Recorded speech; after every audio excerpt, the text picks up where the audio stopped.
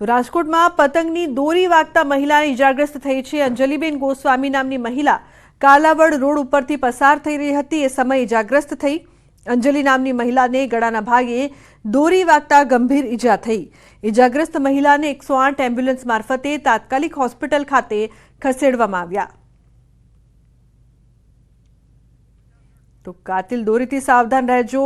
સુરત, દાહોદ, રાજકોટથી પણ જે દ્રશ્યો સામે આવી રહ્યા છે, કઈ રીતે દોરીથી યુવક ઇજાગ્રસ્ત થયો છે, બીજી તરફ એક યુવકનું ગળું કપાયું છે। સુરતના દ્રશ્યો, દાહોદમાં પણ કંઈક આવા જ દ્રશ્યો સામે આવી રહ્યા છે, તો બીજી તરફ દોરીથી મહિલા ઇજાગ્રસ્ત થઈ છે। તો 4 દ્રશ્યો અહીં સામે આવી રહ્યા છે। ઉત્તરાયણમાં ખાસ સાવધાન રહેવાની જરૂર।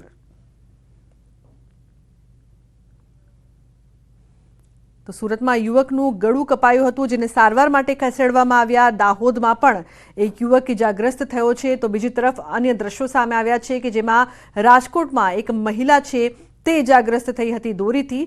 દાહોદમાં પણ આવા જ દ્રશ્યો સામે આવ્યા, જેમાં એક નાના બાળકનું ભોગ લેવાયું। તો ઘાતક દોરીથી ગળાના ભાગે ઇજા થઈ છે।